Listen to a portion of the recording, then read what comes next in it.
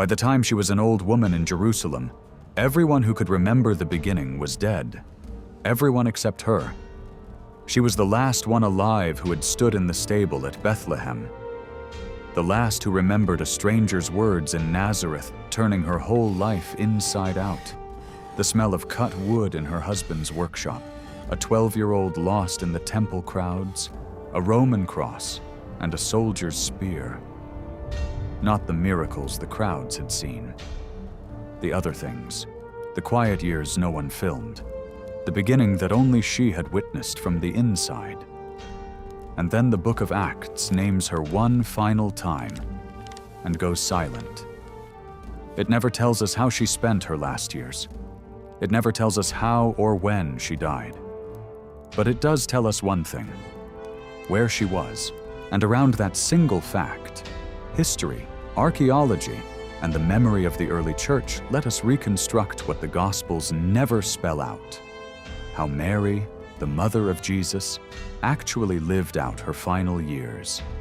An aging widow, an occupied city, the decades after the cross. This is that reconstruction. To understand her final years, you have to understand what she had already become by the time they began. She was a widow. The Gospels never record Joseph's death, but he vanishes from the story entirely after Jesus is 12. He is absent from the wedding at Cana, absent from the ministry, absent from the cross. The near-certain conclusion drawn by historians and by the plain shape of the text is that Joseph had died years before, which means that for most of Jesus' public life, and for all of the years we are about to describe, Mary was a widow, one of the most vulnerable people a first-century society could produce. She was also poor, or close to it.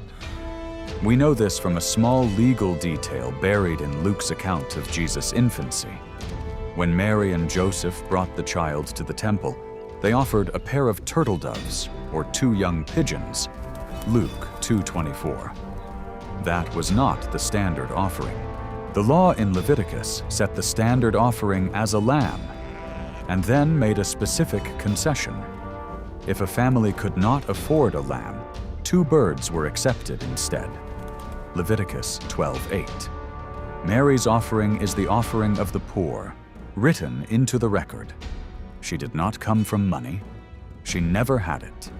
And she had already been warned that her life would end in grief.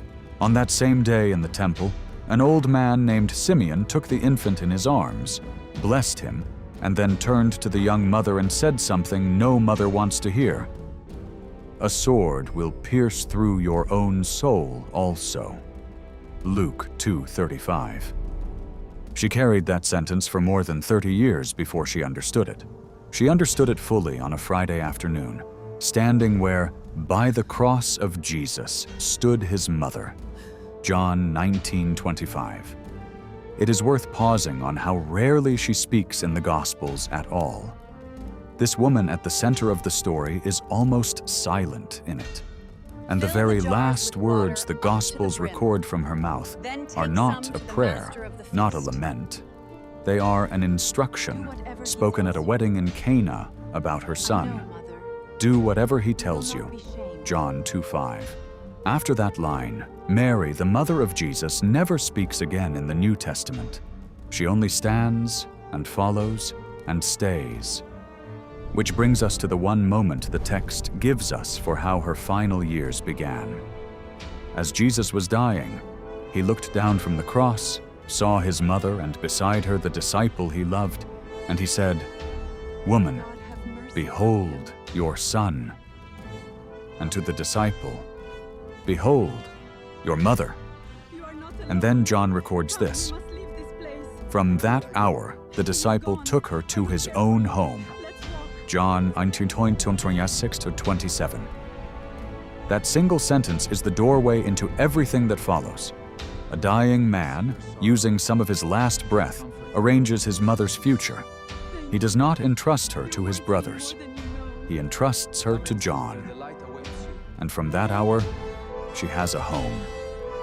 Then comes a silence worth noticing rather than papering over. Across the resurrection accounts, the empty tomb, the road to Emmaus, the locked room, the shore of Galilee, Mary, the mother of Jesus, is never named. When the Gospels record who saw the risen Christ, her name is not on the list, and we are not told what a mother makes of a resurrected son. The text does not say, and we will not invent it. What it does do is pick her up one more time, by name. After the ascension, back inside the city, in an upper room. Where was that home? The book of Acts gives us the answer, and it gives us an address.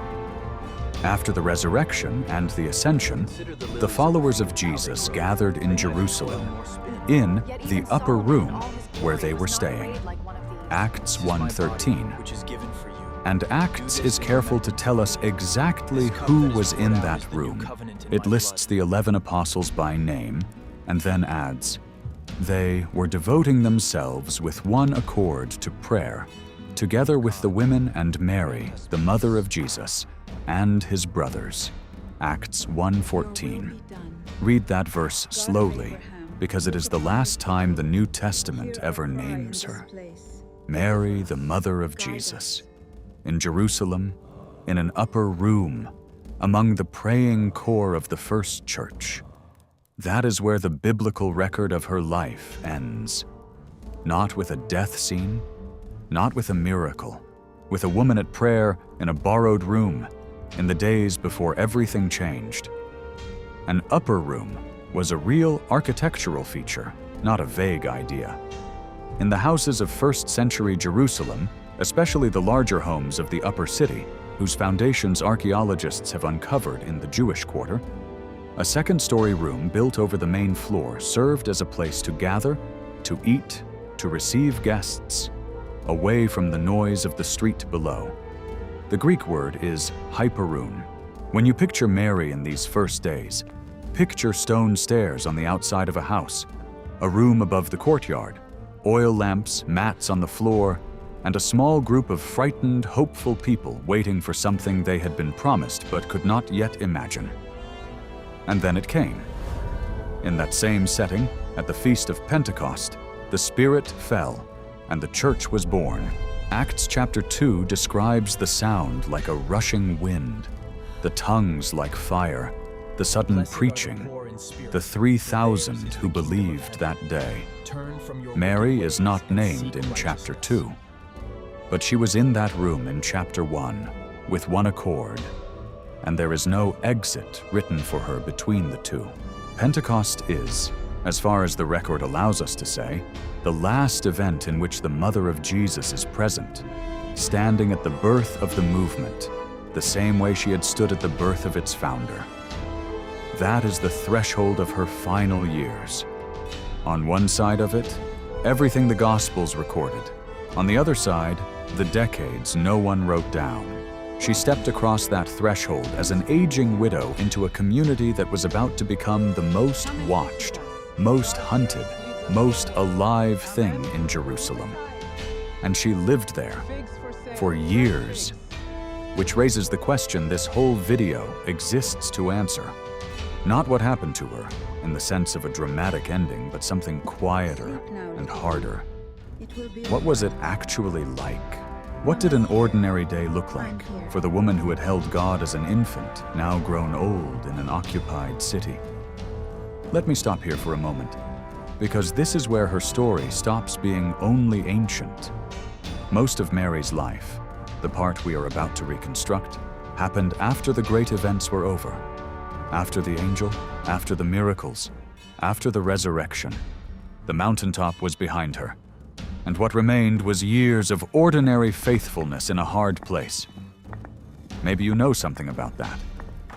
Maybe there was a season in your life so bright, so full of God, that everything since has felt like the long quiet afterward. And you have wondered how to keep believing in the flat stretch, when the wonder is a memory, and the days are just days. If you have ever lived in that afterward, tell me about it in the comments. I read them, and I think Mary's final years speak directly to that exact place. Then stay with me, because what she did in that quiet is the most instructive part of her whole life. So let us reconstruct the days themselves. Start with the hardest fact. A widow in first-century Jerusalem lived on the edge. She had no independent income, no legal standing to speak of, no husband, and, for a woman whose son had been executed, no obvious protector. In that world, a widow survived through her kin or through her community. And here the record gives us something concrete, because the early church built, almost immediately, a system to keep exactly such women alive. Acts chapter 6 opens with a very ordinary, very telling problem. The community had grown, and there was friction because some widows were being neglected in the daily distribution. Acts 6:1. Read past the conflict and notice what it reveals. The first church ran a daily distribution of food to its widows. It was organized enough and large enough that the logistics broke down and needed fixing.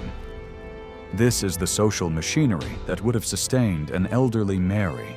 Not a throne, not a shrine, but a bread line.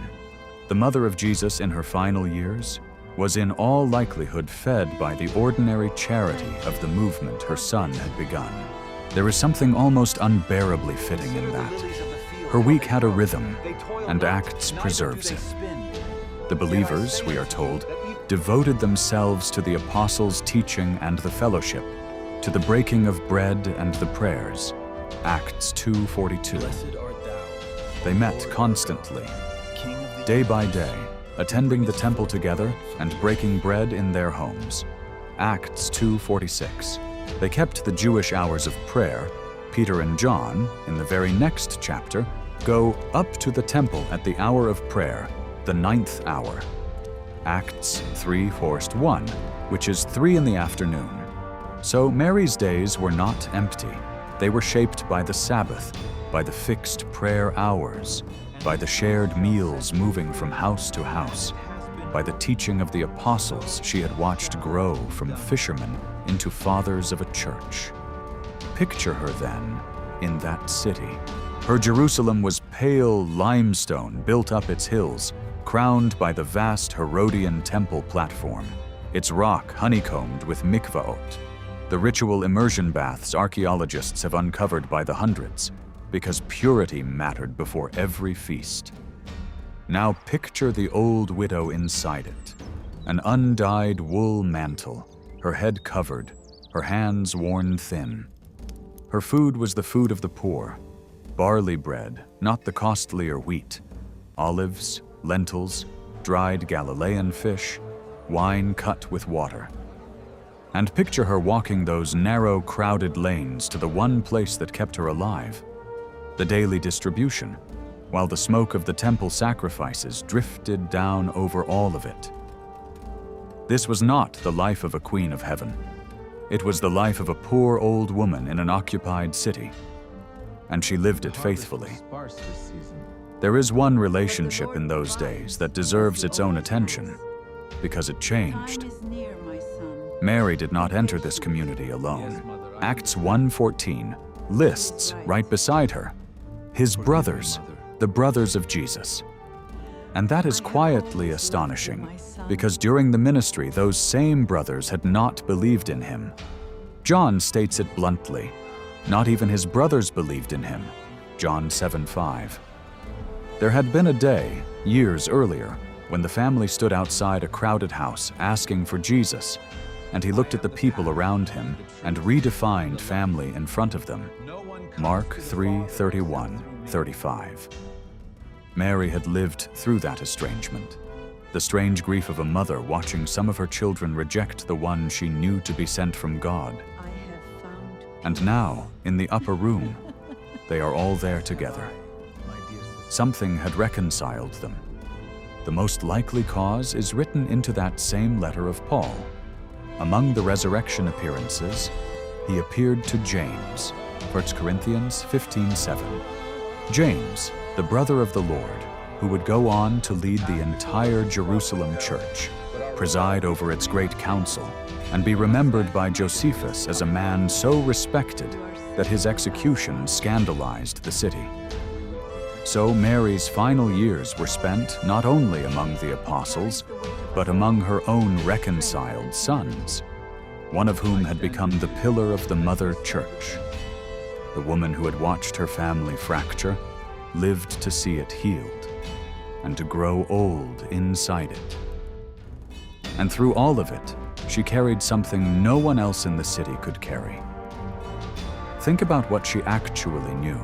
Twice in his account of Jesus' infancy, Luke tells us that Mary treasured up all these things, pondering them in her heart, Luke 2:19, and again that she treasured up all these things in her heart, Luke 2:51. Those are unusual lines for an ancient text. They point inward to a private memory being deliberately kept. Many scholars have noticed something because of them. The infancy stories in Luke's Gospel, the Annunciation, the manger, the visit to the temple, are told from angles only Mary could have supplied, and it is widely proposed, though it cannot be proven, that some of that material traces back, however indirectly, to her own memory. Hold that thought against her old age, and her final years snap into focus. By the AD 40s, the eyewitnesses to the beginning were dying or scattering. But she was still there. She was, quite possibly, the single living person who could still say, "I was in the room when it started. I remember what the shepherds looked like. I remember what the old man said in the temple. I remember the years in Nazareth that no gospel bothered to record." However she spent her days, at the bread distribution, at the prayer hours, in the upper room, she spent them as the last keeper of the memory, the final witness to a story whose ending the whole world would eventually know, but whose beginning only she had seen from the inside. We cannot know whether she spoke of it, or how often, or to whom. The text does not put a single reminiscence in her mouth. But consider the plain logic of it. Those infancy stories reached the church somehow. They reached Luke somehow, decades later, in enough detail to fill 2 chapters. And the one person on earth who had lived them from the inside was sitting in the middle of that community through its founding years. It requires no invention, only common sense, to picture the younger believers, the ones who had never seen Bethlehem or Nazareth, leaning in to listen to an old woman who had. If the church remembered how it all began, part of the reason may simply be that she was still there to remember it out loud. Her final years were not peaceful, and we should not pretend they were.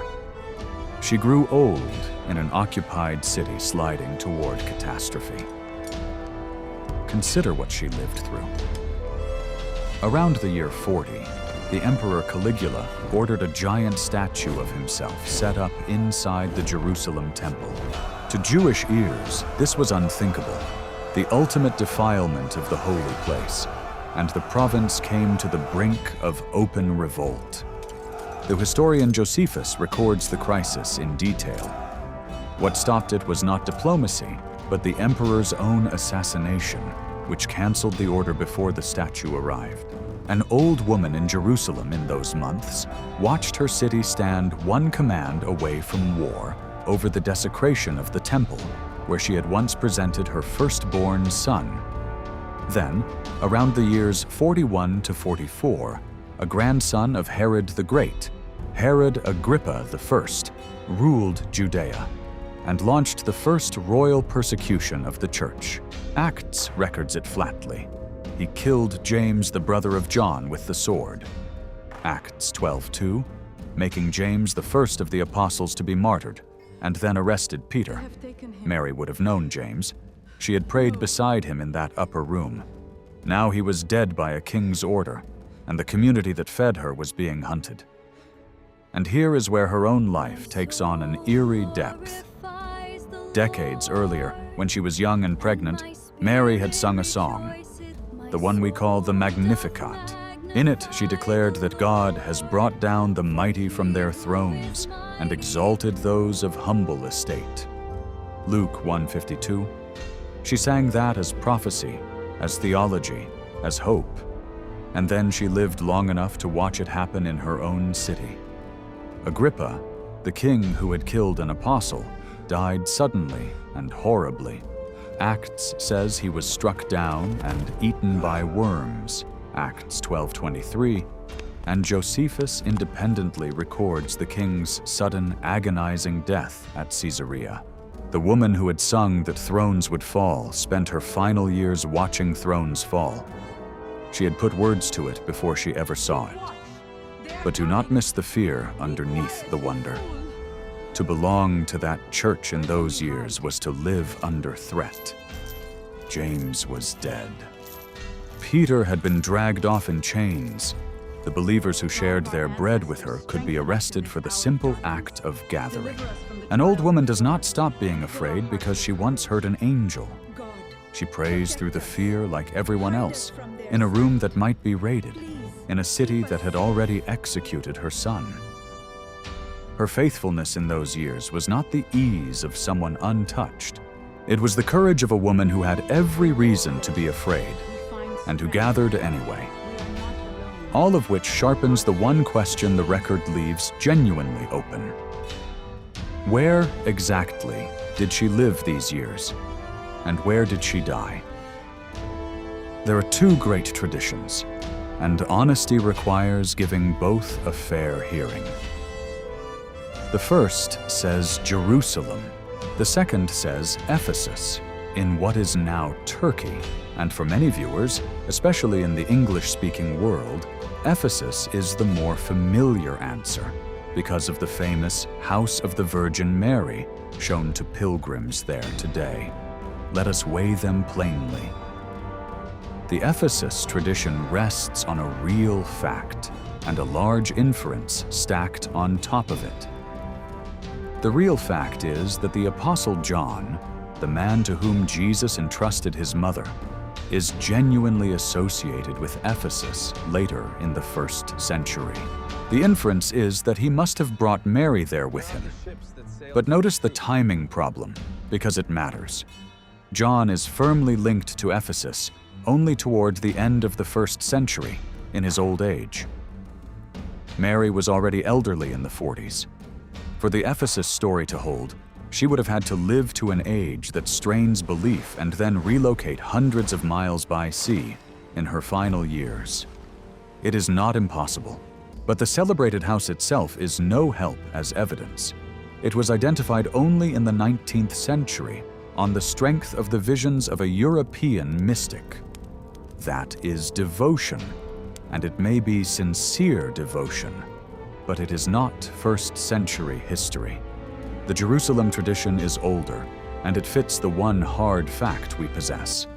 The last time the Bible places Mary anywhere, it places her in Jerusalem, in that upper room. Jerusalem is also the one city with an unbroken Christian community across this entire period. The Mother Church, led by James, the brother of the Lord, continuous from Pentecost until the believers fled the city around the year 66, as the Great Revolt began. If an aging Mary stayed anywhere, the simplest reading is that she stayed where the text last left her, inside the one community that never dispersed. That community had a leader she knew intimately, her own son, James, and a fixed center of gravity in the city. An elderly widow does not easily uproot. She stays near her family, near her food, near her prayers. Every ordinary human pressure points to Mary remaining in Jerusalem, not sailing to Asia Minor in her old age. Jerusalem, for its part, preserves its own memory of her. An ancient tomb attributed to her in the Kidron Valley near Gethsemane, and a site on Mount Zion long honored as the place of her falling asleep. Those built shrines are later, Byzantine and beyond, and we should not mistake them for eyewitness proof. But they are Jerusalem's answer to Ephesus's house, an old and stubborn memory that here, in this city, is where she lived out her days. The truthful verdict is that we cannot be certain. But the weight of the evidence, her last biblical location, the timing, the unbroken community, leans toward the city the title of this video names. She most likely lived her final years and died in Jerusalem. So how did it end? The New Testament simply does not say. There is no death scene for the mother of Jesus, no burial account, no final word. When 1 Corinthians lists the witnesses to the risen Christ, naming Peter, the 12, and more than 500 at once, 1 Corinthians 15-6, her name is not among them, a silence we should respect rather than fill. The book that told us she was in the upper room never tells us when she left it. What we have instead is tradition, and it must be labeled as tradition, clearly, every time. The ancient church came to remember her death under a particular name, the Dormition, the falling asleep, and placed it, by various reckonings, somewhere between roughly the years 41 and 48. Later, that memory grew into formal doctrine in parts of the church, the teaching that Mary was taken up bodily into heaven. Whatever a viewer believes about that doctrine, it belongs to the history of the church's devotion, not to the documented chronicle of the first century. It is not something a historian can confirm or deny. So we will say only what can be honestly said. She died, most likely in Jerusalem, most likely in the 40s, an old woman among the community that had become her family. And when she died, the sword finished its work. Remember Simeon in the temple all those years before. A sword will pierce through your own soul also. Her whole life had been lived in the slow completion of that one sentence. The grief he foretold reached its depth at the cross. But the shape of it, the long ache of a mother who outlives her child, filled all her final years. She spent those years carrying a wound that never fully closed, and carrying it faithfully, in prayer, in an occupied city, among people who fed her bread. That is not a small way to end a life. It may be the truest picture of faith the Gospels give us. Not the miracle, but the endurance after the miracle is over. Because that is finally what Mary's final years are about, and why they still matter to you. Almost everything the world remembers about Mary happened when she was young. The angel, the birth, the star. But she did not stay young. She grew old and poor and bereaved. And she kept believing anyway, for years, with nothing spectacular to hold on to. No angel came back. The manger was a lifetime ago. What she had, in the end, was a room, a community, a memory, and a habit of prayer. And in that, she looks less like a statue in a church and more like an ordinary person of faith. Like you, perhaps, if you have ever loved God brightly, and then had to keep loving Him through a long, unremarkable stretch where nothing glowed. Her final years are the answer to a question most sermons skip. What do you do with your faith when the mountaintop is behind you, and all that remains is to keep gathering, keep praying, keep remembering? She kept gathering. She kept praying. She kept remembering. She became the last witness to the beginning, and she held that memory faithfully until she died. Her greatness was not only in the yes she said as a girl in Nazareth. It was in the thousands of quiet, unfilmed days she said it again. As an old woman in Jerusalem, when no one was watching and nothing was easy. There is one more echo worth hearing. When Mary sang her song as a girl, she was singing an older song. Centuries before, a woman named Hannah had stood in the sanctuary and sung about a God who lifts the humble and fills the hungry. Mary took up Hannah's melody and made it her own. And in her final years, She became the living proof of it. A humble woman, filled and lifted not with power, but with a place in the story of God that no throne could match. The girl who sang it grew into the old woman who was it. The Bible leaves her in an upper room, at prayer, among friends, not on a pedestal, not in a shrine, but held by the church her child had built. Maybe that is exactly the right place to leave her. If this reconstruction gave you a Mary you had not met before, not the icon, but the aging widow of the quiet years, then subscribe to First Century Files and stay with us, because we are walking through the first century one real life at a time, and there are more of these hidden years still to uncover. And before you go, I want to hear from you.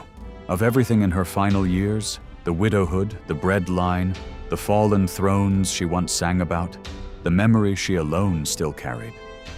Which part surprised you most? And what does it stir in your own life today? Tell me below. I read everyone. She spent her last years quietly in a city that never knew what it had. Now at least you do.